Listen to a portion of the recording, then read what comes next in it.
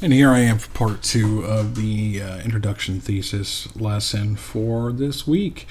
Hopefully by now you've had plenty of time to go through and write one of these introductions and hooks, and we're coming back to it. And what I'm going to do during the synchronous session on Zoom is we're going to do a cut and paste on the chat portion of it. If you see it on the I think it's on the bottom of the menu when we get there tonight, then you will be able to see it. And in the meantime, what you can do is just go ahead and prepare what I'm asking you to write. We should be able to move things pretty quickly, and you guys are going to email those as documents. Whatever we write during the class time that we have together, we want you to email me the documents themselves. So I believe tonight's document would be writing exercise number 11, and on Thursday, whatever we don't get through today will be writing exercise number 12. So without further ado, let's get back on task here. You've had a chance to look at this, and during the live session we'll talk about it. Hopefully enough people are online at that point to let us work with something. Now the next one I have for you, the next slide, is thesis statements. What I wanted you to do is take a look at someone else's work, and hopefully we have enough people to look through, and that's fine. So I'm going to go, obviously you can look at that on your own time, but this is where the real nitty-gritty starts to happen, because the thesis statement is a big deal. It's the most important part of your essay. I say that right here. It's the single most important part. There are a variety of reasons why that is. Of course, you need the info, you need the body, you need a conclusion, but your essay is a good thesis helps to write your essay. So what you're going to do, and this is very review-oriented, because I know we did a little bit of notes on this before break. The purpose of the statement is to tell, the thesis statement is to tell your reader what he, she, they should expect to learn, what they should expect to understand, and whether or not they could agree with whatever information you present. We'll talk a little bit about like that here in a second. Actually, no, I'll just go ahead and mention it right now. When you are writing your information, you have to be able to parse out what opposing viewpoints are going to say to you. If they're reading this, they might say, "Oh no, that information that you cited is 8 years out of date. It's no longer valid." That's something you have to be aware of, and one of the reasons why we need this, depending on what you end up writing about, you have to stay current in information. And if you're writing for a history paper, that's something that's going to change less. But if you're writing something that's current events related or medical related even, that's something that's going to change wildly from decade to decade or year to year. Okay, so that's it. The essay is easy to write if you have a good thesis statement, and what you're going to talk about in your thesis is laid out in some shape or form. And then of course, if you haven't done that, then your essay is going to be a pain in the butt to write. Like it's sort of like its own little microcosm of an outline, which I am also going to talk a little bit about here later. Okay, so the next slide. Now this one you've seen before. Function of the thesis statement. 1, announce your topic to the reader. So I gave you the example of the climate change thing. Okay, that's a topic. Reflect a judgment. Humankind have been instrumental in climate change, or humankind has had no part in climate change, whichever stance you take. And then you are going to provide a reader with a blueprint, which I'm going to talk about in the next slide, as in the 3 bits of information that you're going to prove. So go ahead and go to that. Boop, boop. All right, so you say the topic, climate change. Your assertion, human beings cause it. 3 reasons, because of pollution and population, whatever you decide to do. The 3 reasons are basically the content of your body, the paragraphs. And like I said, it's its own little microcosm of an outline. You can be like, okay, I said this in the thesis, I said this in the thesis, and I said this in the thesis.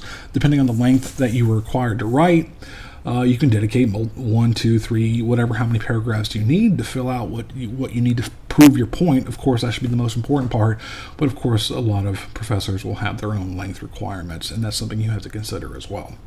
So, topic, assertion, 3 reasons. This next slide I have, one is completely ridiculous, and I fully acknowledge that. However, the framework is still 100% valid, and of course the second one I think is something I would be able to argue in an essay. Maybe one day I'll actually write this essay. I keep talking about it after all these years, but I haven't done it yet. The first one, while only entering the national menu over the past couple decades, churros have asserted themselves as the greatest dessert due to the composition of the dough, their unique hollow cylindrical shape, and the ratio of cinnamon and sugar that the churro can take. So, topic, churros, assertion, are the best dessert. 3 reasons: dough, shape, cinnamon, sugar. So those are the things I need to make a thesis statement. So the next one, like I said, I think I can actually maybe try to argue this one. I do love 2001: A Space Odyssey, if you're looking at the actual name right there. While many consider 2001: A Space Odyssey the greatest science fiction film of all time, 1982's Blade Runner is even more revolutionary for the genre due to its reality-based special effects, darkly ambiguous storytelling, and its incredibly prescient social commentary. So, what do we have here? The statement of the topic. I'm talking about Blade Runner versus 2001: A Space Odyssey. And if you have not seen those films, I cannot recommend them highly enough. You guys are either sheltering in place or in some form of lockdown, I hope, and staying safe. But if you have the moments, I think Blade Runner is on Netflix until the end of the month, or it's coming on Netflix very, very shortly. Of course, you can always rent them through Amazon. $2.99 is usually the base price for these things, but good movies. And sometimes you can pick them up in the bargain bin at Walmart or something. Anyway, Blade Runner is revolutionary because of its reality-based special effects. There's a lot we have in common to what was going on in the movie in terms of technology. And then the storytelling is very dark. And there are different ways and different connotations you can take what's happening. It's layered and complex intellectually. Of course, the novel is written by Philip K. Dick. And the movie, like I said, the movie came out in 1982. It was directed by Ridley Scott, the same guy that made Gladiator and a bunch of other famous movies. He made Aliens, not the first one, but the second one. And Philip K. Dick is one of the, if not the most adapted writer in Hollywood. He's been dead for 30 years, but his science fiction has just stayed incredibly current, and that's one of the reasons why I think you can sort of make an argument for how almost prophetic that his work has become. Anyway, that's my 2 cents on that. See, I get wrapped up in the topic, and it makes the actual work easier to follow. My screen looks like my face is frozen up, but my timer's still going, so I'm going to roll with it, even if I have that ridiculous expression on my face. Okay, so those are 2 thesis statement examples, and what you need to do. You should structure them pretty much the same exact way. Moving on. Okay.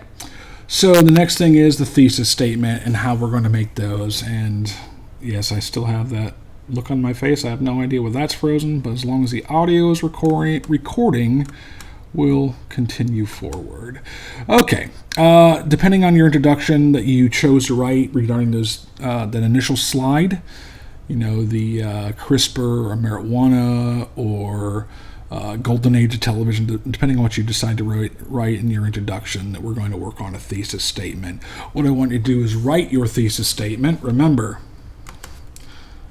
whatever you've chosen from that preceding slide, you have a topic, you have an assertion, and you have 3 reasons.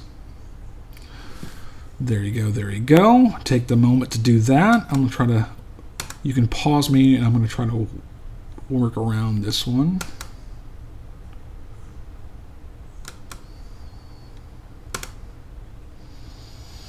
And I'm back. Okay, good. And hopefully, there we go. Fantastic. So obviously we're not exchanging work with each other, but like I said, working from the chat box is probably going to be the most useful. So what I want to do is cut and paste your introduction, your thesis, all together onto the chat bar, so you can see. I'm gonna look through, and we'll see one or two or three that we can talk about. In the meantime, while I'm perusing the information, you guys can peruse as well.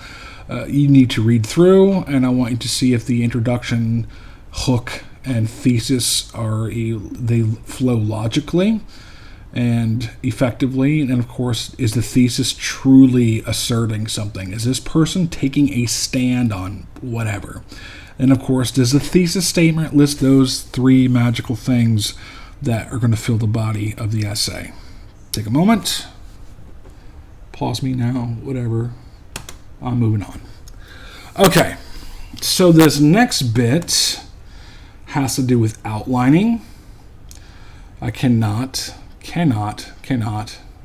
emphasize enough the importance of making an outline. I think for those of you coming from the secondary school, high school, your teachers probably told you to do it, but you do this thing where you do the old razzle dazzle and fly off the hip, from the hip, and try to compose something that sometimes did okay in terms of a grade, but I think for college it's not going to work nearly as well as you hope it does, if you haven't already discovered that.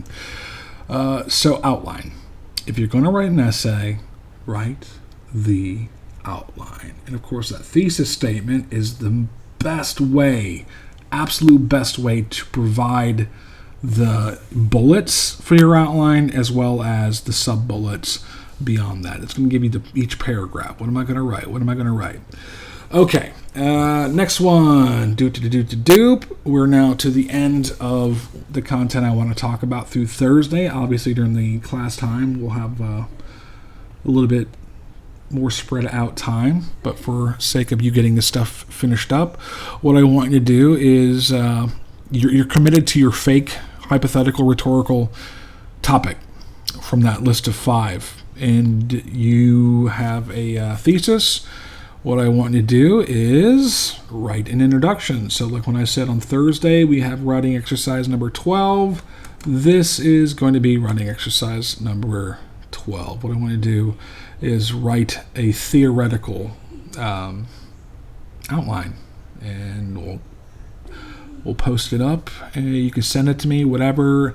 I might choose some next week, and we'll talk about them before we head into the following week's content. In the meantime, I hope you're all well. Stay safe, stay indoors, and make sure you wash your hands, y'all. Bye.